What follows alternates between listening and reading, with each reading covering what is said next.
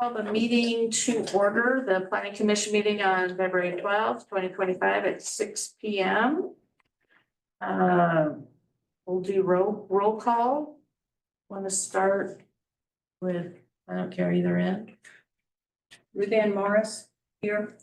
Ricky Dyson here. Cora Warfield here. Ann Ellis here. Jonathan Mills. Brian Lundgren here. Okay. Visitors, time set aside to speak to the planning commissioners, visitor just visiting, or? I think Trace. I'm not here. Okay, you're not here, okay. Okay, so the next thing on the agenda, we'll do the approval of the January 8, 2025 minutes. I'll move that. I'll second Okay. that. And all those in favor? You got it. Aye. Aye. Aye. And I'm abstaining because I was gone last month. We noticed. I felt really bad. I told Arlene I didn't fly home. Well, I was gone too, but I had a real reason. Yeah. You had a real reason. Babysitting. I was out of state, yeah. Yeah, it's- Okay, so the next thing on the agenda is the work session for tonight. We'll start off with the land division code update. And I'll turn that over to Justin. All right, thank you. And if it's okay, I'll flip the two. Oh, sure, yeah, sorry, yeah. If that works. And hopefully today it'll be a shorter meeting, because I think a lot of this you've heard, but we'll kind of provide updates based on what we heard from Department of Land Conservation and Development as well. But staff was able to meet with, and I'll use the acronym now, DLCD, the State Land Use Agency, about kind of our updates and where we were at and if we were headed in the right direction for both what we're calling the HB 3395 updates, which are more so the general housing updates, and then the land division updates focused on subdivisions, partitions, land unit developments. So if you remember in the HB 3395, the general housing code updates, we had that long language about that we were trying to create a TMC, a Toledo Municipal Code, Chapter 1738, the religious owned affordable housing and affordable housing land use. So that section, based on our conversation with DLCD, we actually are proposing to remove that new section from the code. And basically by statute, that will still be applicable in Toledo. But what we learned is that they're in this next housing session, they're likely going to make tweaks to that. So it would put us through extra process to adopt the code and then come back in later and have to make amendments to that section. Because as you'll see in the packet I attached for reference, this was the best example I could find of a city that actually adopted it into their code, and as you'll see, it's a larger city in Oregon Bend.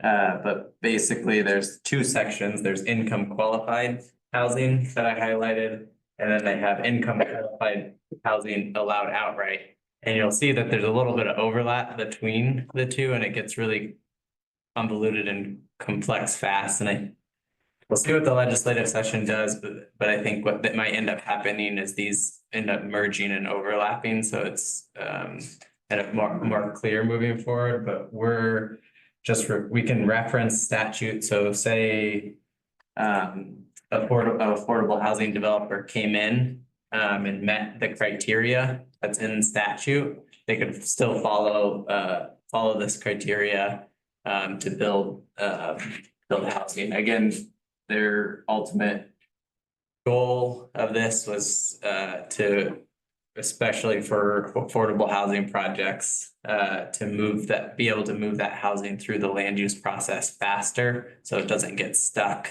in local land use processes, when the goal is to have more housing across the state and in smaller cities like Toledo. As you'll see, I guess kind of going back to the standard, essentially, there are exceptions. So they don't want housing obviously built on steep sloped areas in the floodplain or natural disaster areas. So that's clearly outlined as an exception, that these rules wouldn't apply, and then specific zoning districts, so like the commercial zone.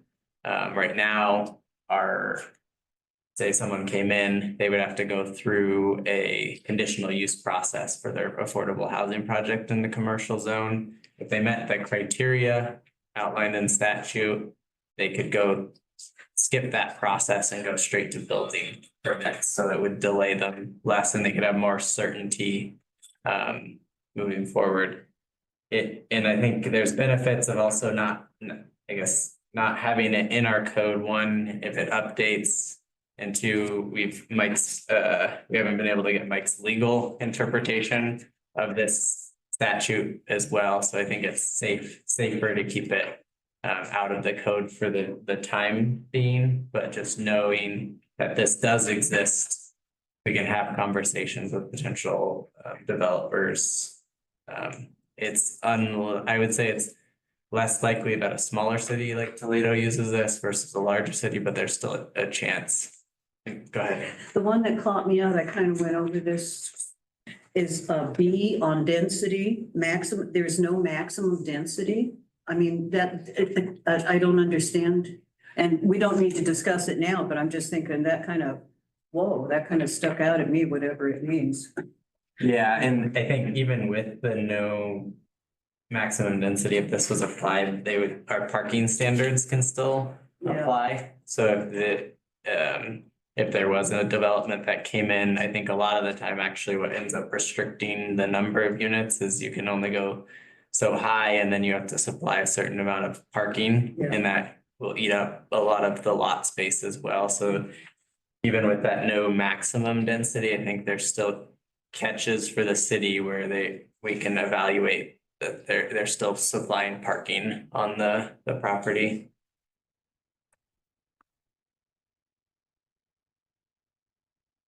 It makes our job a little easier not adopting it into the code for the time being, but I think something just to be aware So of. this is something we will refer to if we need to, until we know exactly what we can do. Yeah, and Are we on legal ground? yeah, we when we talked to DLCD staff, they actually recommended not adopting it.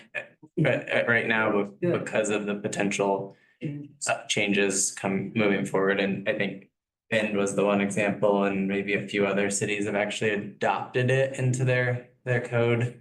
But it's just, rather than having to come back in and amend it later, it'll create confusion, because if something happens in this legislative session, then we have to come back, make those amendments, and it just creates more work that's not necessary.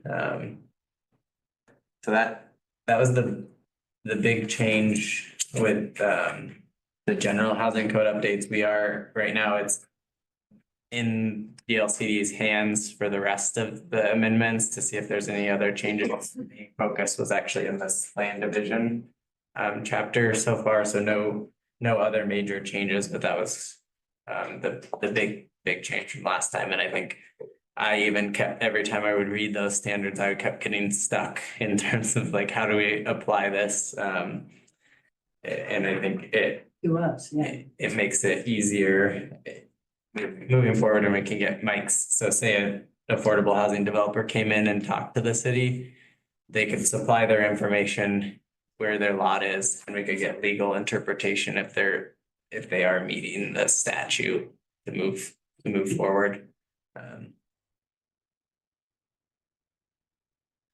That's everything on HB 3395 for updates.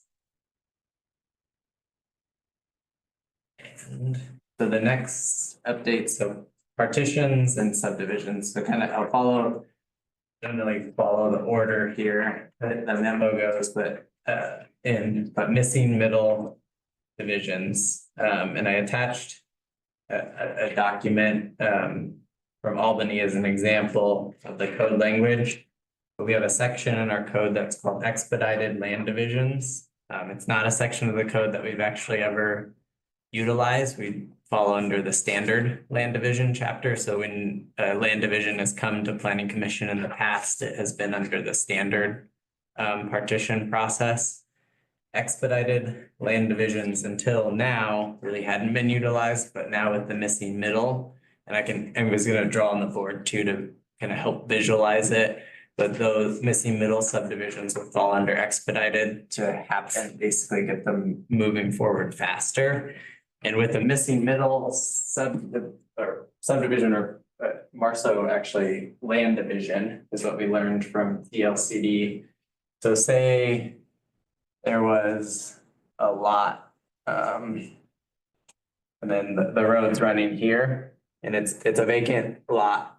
And someone builds a duplex on the lot. So right now, how it would be, you have a duplex on the lot that would have to be sold as a duplex if you sold it. What a missing middle subdivision would allow you to do is divide it in the middle. And now they could be sold separately moving forward. So essentially the goal of this is you're creating kind of more home ownership opportunity. So if someone did want to divide an existing duplex, they could go through this process. There's certain standards about we can require separate utilities and evaluate the access and everything still, but it allows this ability to divide. And we learned essentially this has to be done on an individual lot basis is the purpose of the missing middle subdivision. Is that you would if there was and I should say land division, not subdivision, you would divide that duplex in half. And these would be called how they've referred to it as child lots of the primary lot. So it would look no different on the ground. If you were looking at a duplex, you wouldn't know if it's separate ownership or single ownership if you're in front of the duplex. But this allows, you could have home ownership opportunity between the two. And that's what the missing middle.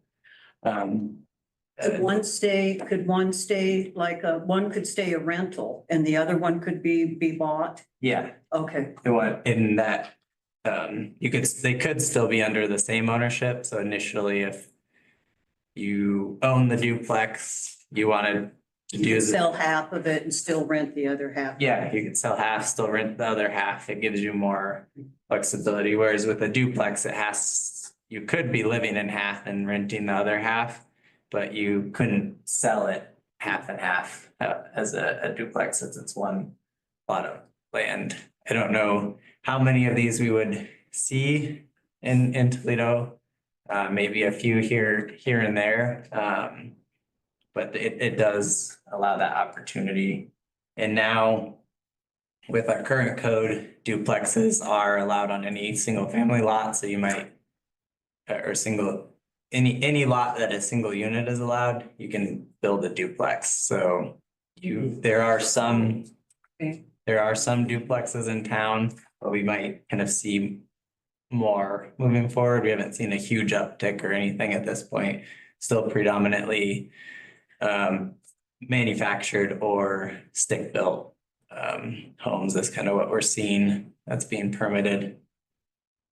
And the middle housing definition to do this sort of plan refers to duplexes, not triplexes or apartment houses, duplexes only. Yeah, that's Okay. for Toledo. For Toledo, but Yeah. okay. That's a good clarifying question. For Toledo, it's only duplexes. For larger cities Yeah, they. that are required to actually allow triplexes or quadplexes on any lot, that in theory could be divided as a missing middle land division into 3 or 4.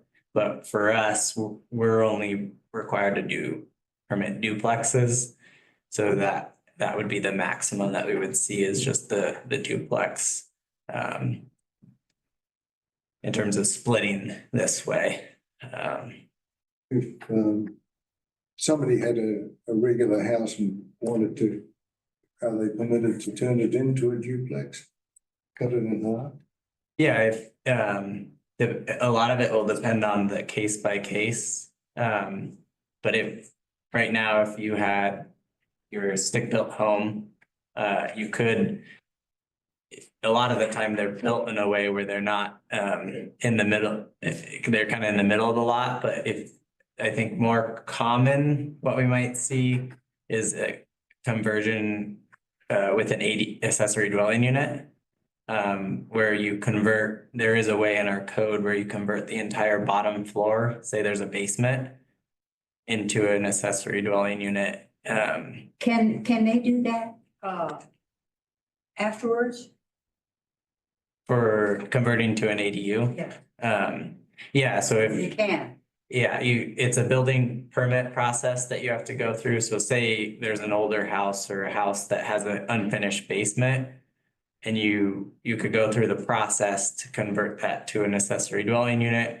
Or if it works out better, we could call it a duplex. We have some flexibility on a case by case in terms of what we actually call it on the ground.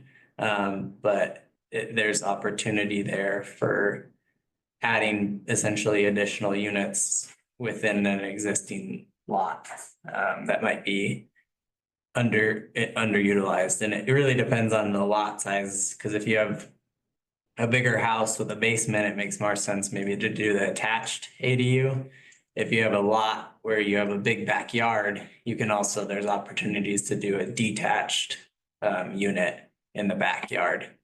Kind of one caveat to all of that is you can't, if you have a duplex on your lot, you can't do an accessory dwelling unit. That's an accessory dwelling unit is accessory to a single unit.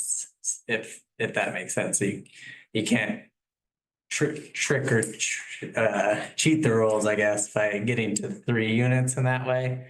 But sorry, I'm kind of going on a lot of different like options. But we have the two residential zones. The RS zone, you're allowed up to 1 ADU, either attached or detached.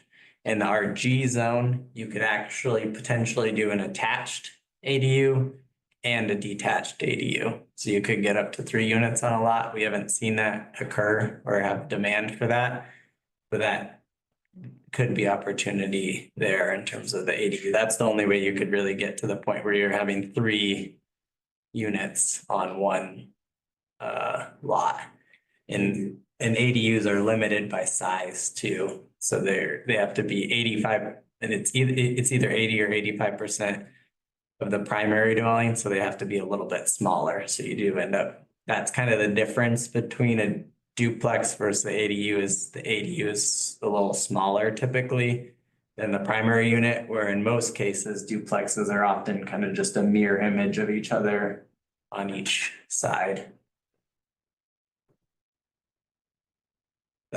That'll be the missing middle that will add to the code language. The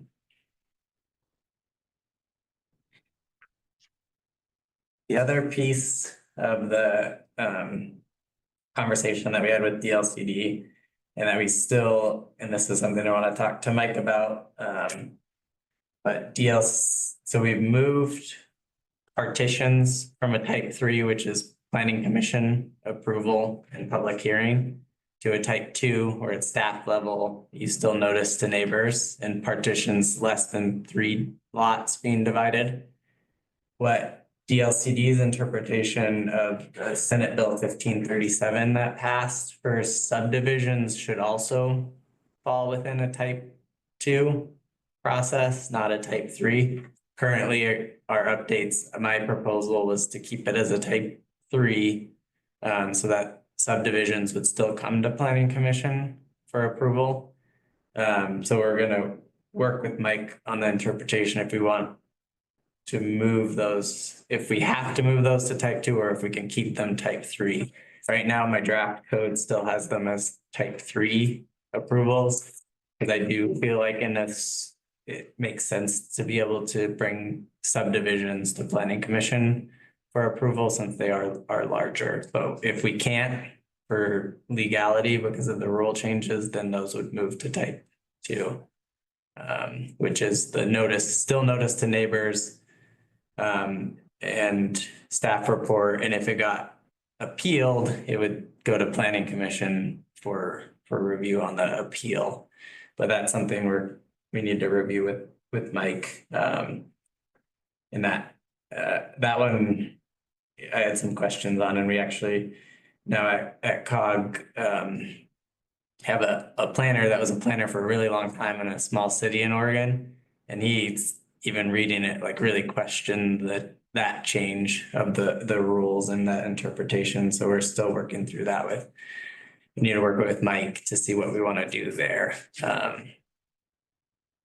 And that doesn't change planned unit developments. So planned unit developments are the essentially subdivisions where you can change your lot size is most common. So you could have smaller lots. Those would still be type 3 coming to planning commission for review. That's seen as how it's interpreted as that's the alternative path. Someone could go through a subdivision, which is your standard path, but if you want smaller lot sizes, you go through the alternative path of a planned unit development to get smaller lot sizes, more units. So then that still goes to planning commission. I think the most recent one we saw off of East Slope, there's the Beaver Street Estates is what it's called. But there's eight lots on that plan unit development, and they're smaller lots, I think all roughly a little smaller than 5,000 square feet. So they're smaller lots that were created through the planned unit development process. So that's overall just to say that we're still working to interpret that. Mike's out this week, so I couldn't ask him. And so that's new information that we received after their review. Any questions with that piece? No, wait and see. Yeah, and no, and we're just, that's one, like, I think we were pushing back on and trying to get more answers, because that one didn't make full sense to us in terms of shifting that from a type 3 to a type 2, but we'll keep you updated. Yeah. And the last piece I wanted to talk about with the code, so clear and objective standards. So what this, it's trying, the goal here is to move away from discretionary standards. So like move away from how planning commission might feel, but move into more like clear and objective standards. So like a lot size being 5,000 square feet is a pretty clear and objective standard. So with the code, there are a couple places where we had more discretionary criteria but we can have that if there's an alternative path. So I provided an example here, and I'll go through a couple more. So lot lines, each sideline shall be as close to perpendicular as practicable to the adjacent public street, private street, or private access easement upon which the lot or parcel faces. So it's trying to create lots where they're square, essentially, roughly. We've interpreted, we've allowed kind of off 90-degree in certain cases in terms of the perpendicular. But what ELCD wanted to see is that there's an alternative. As an alternative, and it may change to the city manager here, the city manager may approve other lot configurations that are not perpendicular if the odd shaped track, existing street layout, or existing topography makes such a lot unavoidable. So there's the clear option, and then there's the discretionary option that someone could choose to go through. So it would be the city manager, not the planning commission, Yeah, in that, as the alternative. mhm. With the- Oh, so that needs to say city. yeah, So that's what's changed in ours, when I read, yeah. yeah, and we might, depending on where we go with the subdivision chapter, so this is coming out of the standards for lots and parcels that we have, and those are for both partitions and subdivisions. So we might need to say city manager or planning commission, depending on if it's a partition or if it's a subdivision. If we keep it still as a type 3, then that would be the planning commission that reviews it. So we might need to just, depending on what happens with the type 2 or 3 for subdivision, that will change. Another kind of clear example is with natural hazards. There's criteria if we, basically you avoid the natural hazard, so whether it's slopes or wetland or floodplain. And then the alternative is you demonstrate that you've taken the adequate precautions around those slopes, which would, yeah, with the 25% slopes, that would be that you get a geotech report and you have the engineer evaluate that. But ideally, it's you avoid. If you can't avoid, then you take the adequate precautions. And that's kind of how we've looked at a few of these standards, is creating that alternative option. Very similar, like a standard that's currently in the code is double frontage lots. So that's like creating a lot where on the front you have a street and also on the back you're fronting a street. And basically the standard is those are not permitted unless as an alternative, you could demonstrate that it's an odd shaped lot and there's no other practical way to divide the land. We don't run into too many double frontage lots, but there are some lots existing in Toledo where they're longer and you have a frontage on 2 streets on both sides. That doesn't include corner lots. Corner lots are different. If you're on a corner and you have the streets on each end, that's very common. This is more so if it's 2 parallel streets and the lot ends up touching both of those. I'm trying to think of there are only a few places we'll need to make those changes, and I think I covered the big ones. But otherwise, for the most part, I think they are proposed updates are headed in the right direction in terms of DLCD. The big change being that I think with where we put subdivisions moving forward.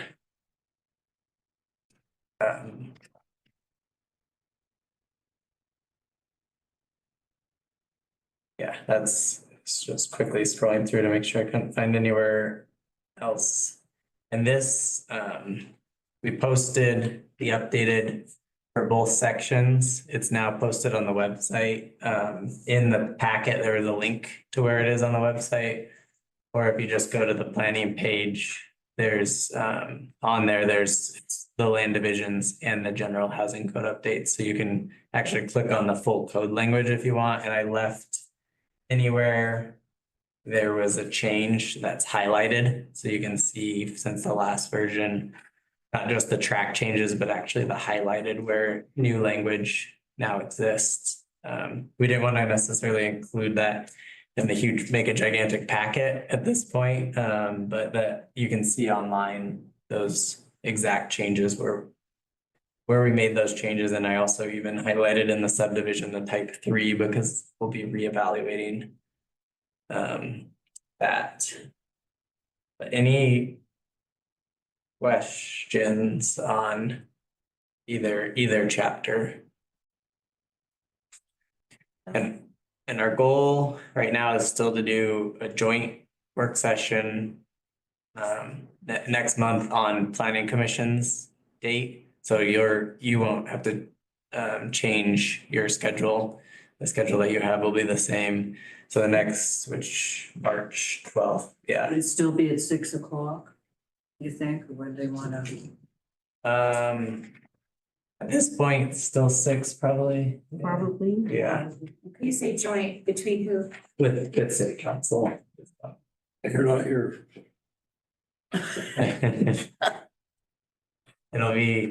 It'll be an optional one for city council to attend. I think hopefully the goal is, I think planning commissioners have heard some of this a few times now. But to I'll have a PowerPoint and kind of high level go through all the changes that we've talked about. Just so that when we get to the hearings process, we can hopefully answer a lot of the initial questions before we are into the public hearing process, and then we'll be adopting in the May timeframe as a goal.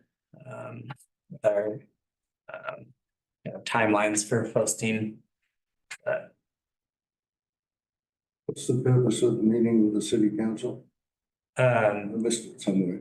The purpose is thank you for asking to bring city councilors in to the code update process, because I think they've probably not heard everything that we're going through in terms of the proposed updates. They might know a little bit, but not know everything about what's being proposed. So ahead of a public hearing, do more of a work session format to work through any of the kind of points of emphasis, and that'll probably be talking about the subdivision chapter and before that, I'll talk to Mike in terms of where we want to head with that section specifically, but to kind of workshop a little bit more at that meeting. I'll bring snacks. Thanks. Thank you Much much. of the PowerPoint. And I think there'll be opportunity to, I hope, maybe do a little quick update on the parks grant for when everyone's in the same room. And then I think Commissioner Mix, you might have a presentation on fire potentially that you might want to provide too, and that could be at the joint work session as well, if you want, or we could do a later meeting. Probably do Okay, it's up to it. you. It's not that important. Okay. But yeah, you can let Arlene know if you want to do next month with the joint or after. Well, I was gonna do one at the the council meeting, and I want here, so, Okay, but yeah, I might be able to kill two birds with one stone. yeah, that might make it easier, but it's up to you. Okay, I'll think about it. So that, we haven't had a work session with council in a little bit, so I think it'll be good to, we could have time at the end too to generally talk about different topics as well. But I think definitely hitting on our code updates, planning grant and possibly fire, and then anything else that we wanna touch on. Well, thank you. But will there be food? I'll bring candy. Usually when we have those, we have food. Yeah, but I got some leftover snacks at my house I need to get rid of.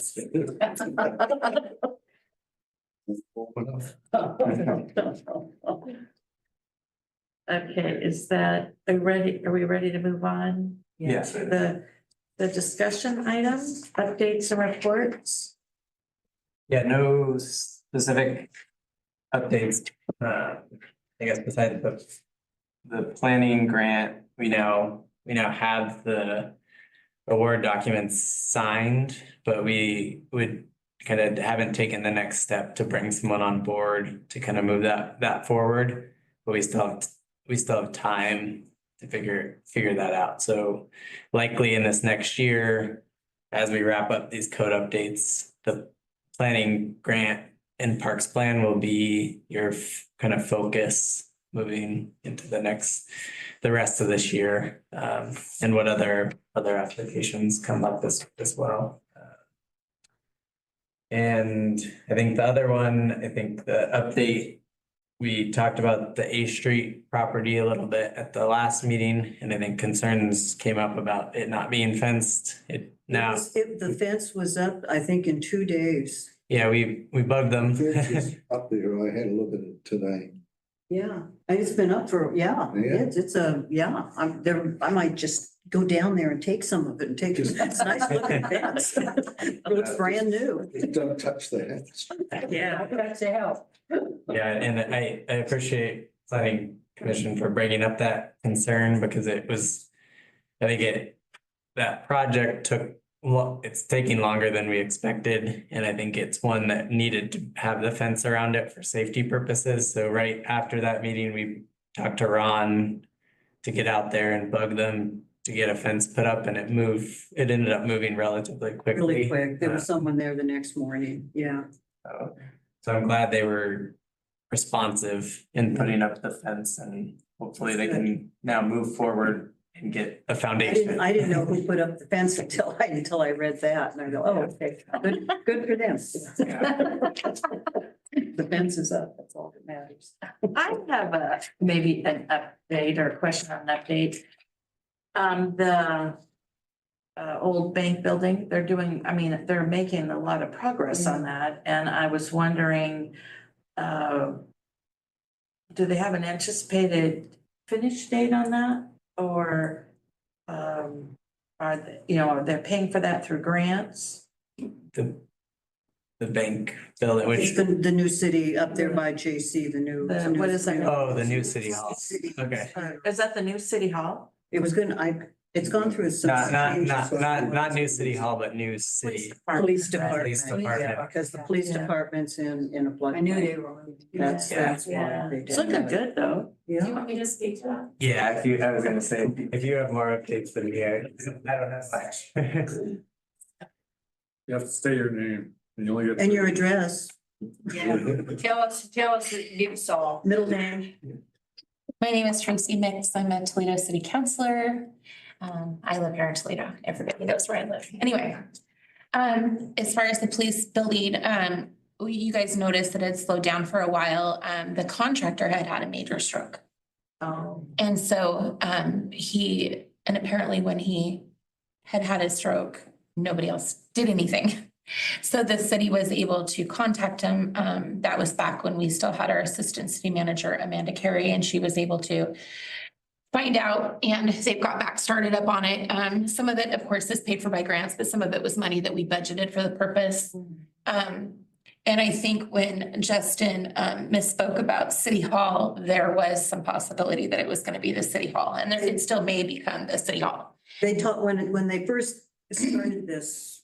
Yeah. Yeah, that it was discussed that, Yeah. yeah. Well, there have been some, I don't know if you guys heard about the contamination that's in the parking lot. So their ground, we've discovered, is still contaminated. Yes, there used to be a gas station there. Right. And we have recently discovered that it's still contaminated, and they did air quality testing outside. And there was stuff in the air outside. So they've done testing on the inside and some additional ones outside, and so far it's okay, but they'll continue coming back a few more times to do it again. And of course, if at any point it seems like it's not safe, then we will have to evacuate this building, but we're not there. Now, as far as an end date, no idea. I wish I had a better update on that, but we don't know. Because the gentleman had a stroke. He's got his crew back here working, but during that time, it didn't have sufficient weatherproofing. So now there's been a whole bunch more damage done to the inside of the building that the contractor is gonna have to repair. My understanding is that's not gonna be on the city's dime, that's gonna be on his dime. So, hate to kick the poor guy when he's down, but that's kind of what happens. So, so now there's a little bit of additional work that he's gonna have to catch up on.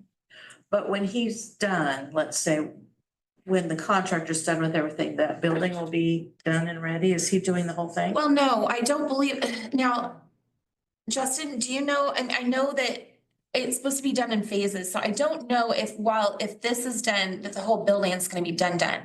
I don't know that it's necessarily gonna be move-in ready yet. I know there were some phases, I thought. I don't know if they've just decided to try to do it all in one phase, but my understanding is they were doing the siding, the roof, putting in different windows. And they're also they've already done this seismic modifications, I believe, to make the building strong in case of an earthquake. Is that correct? Do you? Yeah, I think the permit that we received was more the exterior portion of it, so nothing, off the top of my head, I don't think there's anything interior permit wise that we received. I think it was all. I think this exterior. seismic was included with Yeah, that, seismic. it was Yeah. added, but no, nothing as far as interior improvement for the space, just exterior. We needed to get the siding and the roof done, otherwise it was gonna be a total loss. And it needed to be expedited before, the city paid good money for the building. Yeah, we got a deal, but you gotta take care of what you pay for. So I think that's really all I have on that. Thank you. Sorry, a little nice slip. That's fine. That's fine. I just had noticed every time I go by, I think, oh, it looks nice, but I hadn't heard anything more on it, so. Okay, did anybody else have anything in the discussion before we get to? No. Next thing? I do, I was actually, I don't know if Justin or Arlene would know about the FEMA stuff that we have to do now for the floodplain area is that something that we? Yeah, and Information on that? so I can give you a little bit. Mike was actually the lead for the floodplain. I guess high level, there essentially was a FEMA requirement it's called the the biological opinion. And it's actually been ongoing, I think, since like a lawsuit in like 2017 or maybe pre-2017. So it's been kind of going through its steps for a long time. And then they got to the point where they were requiring pre-implementation measures it was actually last November 1st, that they required kind of three options. One was basically don't permit anything in the floodplain moving forward. One was do a permit by permit process, and then one was do more of a model code process that they've adopted. Mike and council went with kind of a fourth option, and we can share. I would rather have Mike provide the update in terms of the code language that was created, but an ordinance was adopted that was kind of the city's going with the fourth option. And it kind of like, I think I would call it the no take option is what language he was using in terms of demonstrating. I'm still learning from Mike on this. But demonstrating that there is no take in terms of like habitat, as part of the new permit that's coming in, and that could be shown by a biologist. But what we were finding and what other cities are finding, that obviously the not permitting anything really isn't a tangible option. So you had the other two options of permit by permit or the model code option, and it was creating a very large burden to meet those requirements and in terms of interpretation. So that's my understanding of why council and Mike kind of created the fourth option in terms of moving forward with that. And that went because it is where it is in our code, it's not under Title 17. That actually, it was more of a council process and it had to move quickly. So that's why it was more directly council that was working on that, not planning commission. But I can ask if Mike's around for the next meeting to give a more detailed update, since I wasn't the one on first base with that, but that's kind of where we're at with the FEMA piece. And it's not all of Oregon, but it's the majority of Oregon that fell under the BIOP. So a lot of cities were falling under the same, trying to figure out what we're supposed to do with the new the code language, because it Defaulted us. They defaulted us. Yeah. When we wrote that letter, when Mike submitted the letter, we were Okay. defaulted to their case by case. They thanked us very much, even though the letter was basically bugger off. And we were defaulted to the case by case basis. So I guess the update would be the council tried to go with the fourth option and then got defaulted back to the permit by permit. I know that, but Yeah, and it, It's without the floodplain. Yeah. The FEMA rule. Yeah, I was just curious, cause I've heard a little bit here and there, but, cause I know like the mill, the road over by the gas station. Like, that's all in that. And so they have to get a study done before they pave the road or paint the road or any of that. Which gas station? The gas station that we have, the main No. farmers. Carver's. Yeah, that whole, the gas The stations whole in there. section, Huh? the whole section? Yeah. Really? Yeah, That's why the cop station had to move, because it's floodplain. Even up Main Street. So what are- Yeah. What are they, what are they envisaging, do you know? I don't know, that's what I was trying to. What are they gonna do with all of that? Oh, that's what I was trying to find out. Oh. Basically, if anybody wants to do anything with that property, and they apply for a permit, they also have to pay for an environmental study to make sure that it's not going to hurt some fish somewhere. Question. And so they have to do a study for FEMA with from a biologist, is my understanding. yeah. So it puts the burden of that, and that cost could be, I mean, I know when we were talking about the port doing one, they were wanting to remove 2 pilings or remove 3 pilings and put in 2, and they wanted them to pay for like a $12,000-13,000 study to do that. And that was also FEMA, and it had to do with the floodplains. So now they're putting that on every single person that has property in the floodplain. But that was actually in the water and this is out of the water. But it's within 70 feet of the floodplain.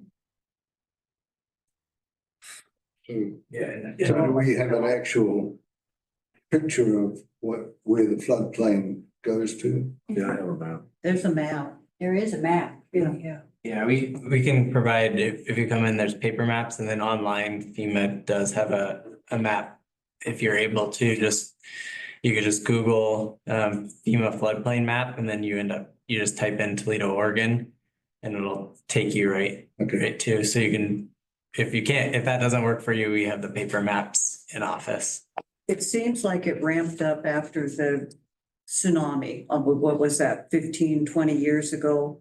Tsunami area, with tsunami warning, there was some, and it seems like they really pumped it up. They really did. Yeah, maybe not, but. Yeah, and this one, it came out of a lawsuit originally. Oh. And that's where it's back. I think it's around 2017, but it might have been prior to that, but then it's taken time because I think there's been counter Is that the asphalt suits, plant? but Yeah. it's around fish habitat essentially. Oh. I couldn't cite the case law or like where it's specific, but around fish habitat, and that's how we've gotten to this point in the pre-implementation measures that were basically provided to the city in terms of do one of these 3. Is it going to affect GP at all? Yes. So GP is in pretty much entirely within the floodplain. Yeah. And I don't know if you guys are aware, but if we didn't pick one, everybody in our town would have lost their flood insurance. The mortgages could have been called in. Wow. No, I didn't catch the first part of what you said. If we did not make a choice, if we did not make an election of something, Oh. everybody in town could have lost their flood insurance. We would have canceled everybody's flood insurance and mortgages would have been called in. Right. It's a little rough. Well, that's what they did to folks down in California, state line. Sorry, Justin. Yeah. Okay, I guess no more discussion items, staff comments? Anybody?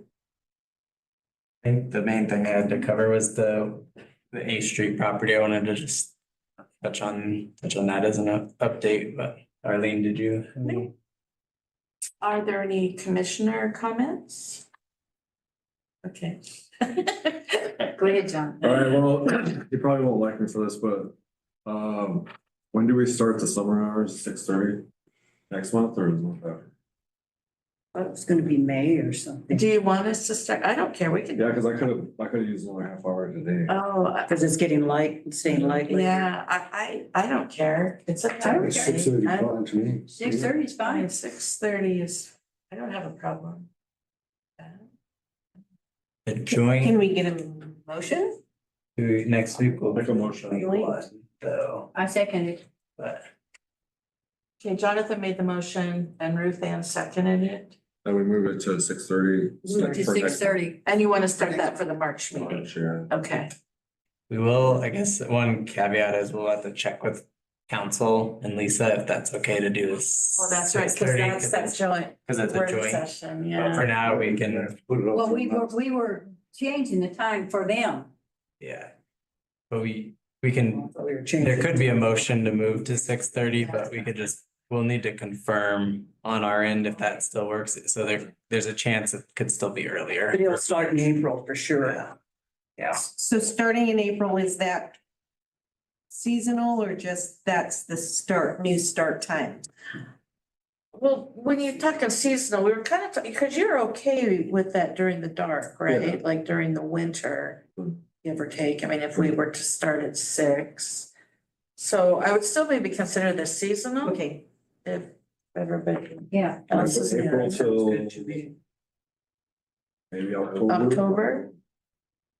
Yeah, I think, is that when we switched it back? I think, isn't that when the time changes? Is it October, November? It's November. It's Is it November? the beginning of November? Okay, it's late beginning of November, okay. But yeah, we can, I mean, it's fine with me. In October, you still gotta wait late for the kids to go out to go trick or treating That's right. if they want to That's be in the dark, so, yeah. Yeah, okay. was there a vote? Oh, yeah, sorry. Okay, we're gonna vote on that. All those in favor? 6:30. Aye. Aye. Okay, so it looks like it passed, Eileen. Well, I guess for the next meeting, we'll bold and highlight the time. Yeah. So that. So we're not So sure we're- if it's so gonna we be know- 6 or We're thinking that 6:30, next depending on meeting the could be council. still 6, Yeah. though. Yeah, with We the- don't know. Because of the joint, Right. We'll find out. Which that part's fine too. Yeah. Just so you remember, we've been here from 4 till 11 lately, a lot of meetings, so I think we're fairly flexible. okay. Okay, yeah. Yeah, I'll save my fire thing for next week. Or August, April. April. I'll do it in April. I was gonna do it tonight, but I didn't get this stuff done early. Okay. It would be perfect. 'Cause- You realize next month is March, right? What? You know, it's next month is March, right? Yeah, that's why I said April, because next month is with the city. Okay, anybody else have anything? All right, we will adjourn the meeting. Okay.